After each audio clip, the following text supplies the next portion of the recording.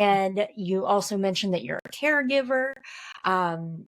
Your loved one has also been been through an addiction. So are all of these experiences of yours things that you tend to offer peer support for, or what areas are you interested in? Yeah. Well, I actually, my biggest addiction was actually methamphetamine. Okay. So I grew up in a smaller rural area, and I still live in a very rural area. And so, um, like most rural areas, we don't have the tools or the outlets to be able to have the information to stay sober. And a lot of times they're just, it's looked at as okay. So I grew up and it was like, oh, you did drugs. Yep. So did we, or we drank alcohol. We all drink alcohol. We all drink Right. alcohol at church and at festivities, and so it was just a thing. And mine really started with abuse and anxiety and an eating disorder. If I had meth, I didn't have to eat. I had the energy to do the things and the responsibilities that were expected of me. It wasn't a, it wasn't a, it was a weird type of addiction. It really just started with an eating disorder and some really trauma that I'd never addressed. And so Right. going forward, I've been 10 years clean from meth. And in between that, there were years and years spaced out as well. But this has been my longest that I have been recovered, and I take great pride in that. As you should.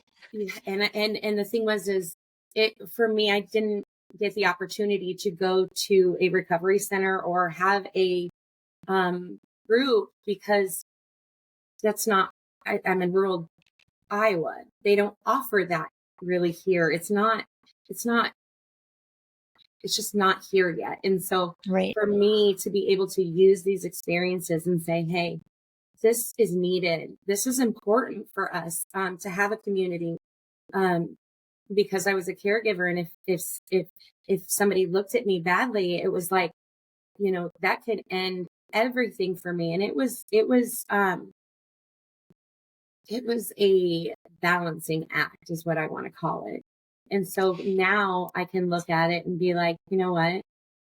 Really, all I really had to do was acknowledge the trauma and the fact that I'm also in anticipated grief all the time with my son. So, Yes.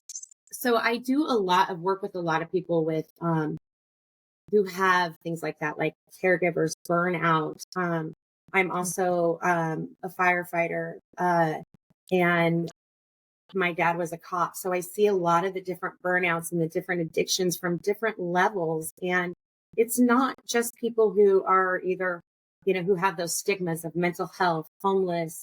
It's other areas too that have the same addictions. And something that I'm really passionate about is that vicarious trauma. And I think that might have a hand in our addictions. And so um, with our company, we really want to promote because in our area, we don't have people that come into the hospital when somebody has, they're, excuse my language, losing their shit, you know? Yeah.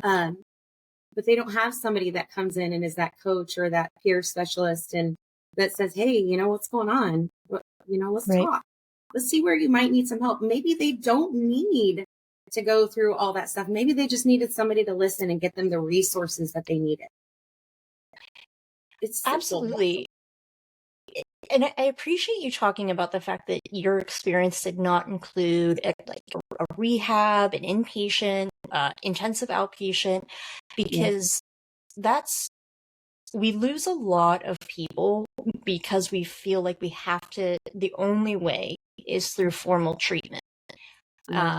And that dismisses, the decades of effectiveness of 12 steps for those it works for.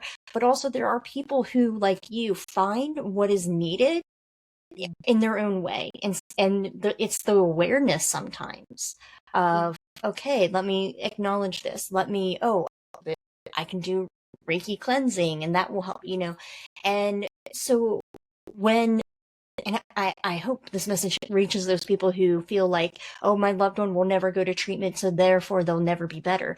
That's not No, true. Like, no. people can recover even if they don't engage in a formal treatment. Yeah. And I know a lot of people actually, because of the stigma and the shame that goes, that people think, oh, I'm going to look a certain way if I get treatment, but it's not true. You can have a past and then take that past and level it up. You can be like, you know what? Yeah, I went through this and now I can help somebody because I got through it, you right, know, and they right. can get through it too. There's many different pathways, you know, and that's what I like to promote because I myself, I have epilepsy. I've had it all my life.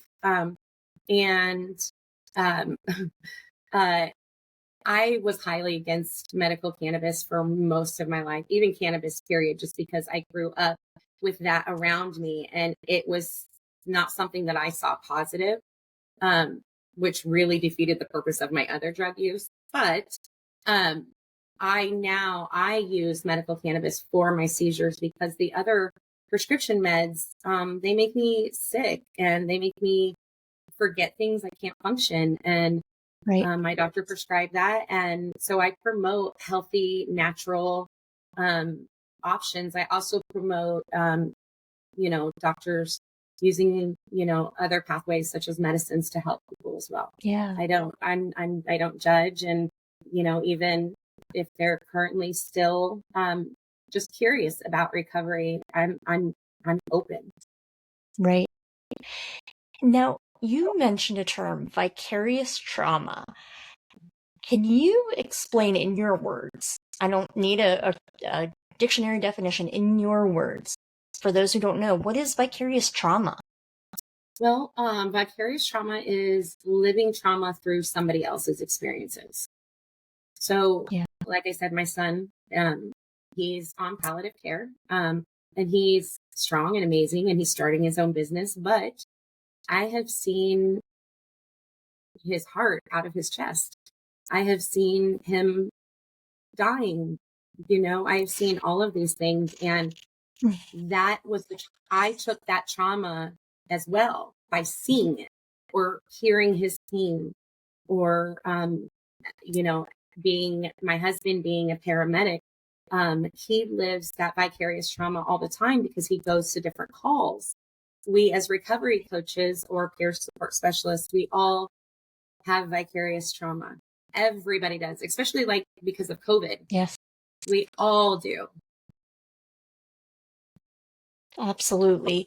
And I don't think we've had anyone mention vicarious trauma on the show before.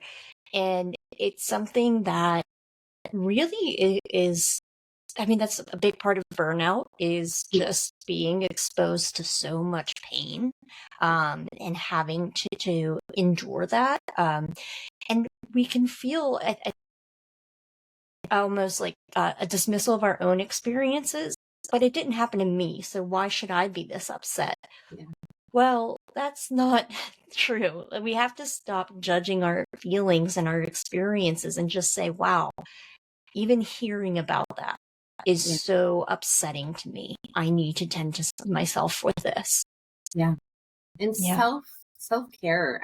I really promote self-care. Like, you know, I'm a dork. I like natural modalities. So like tapping, I always refer out, always, usually for mental health, and usually I refer out for EMDR, just because Mhm. I think that's a really natural, great modality, that Yeah. helps everybody.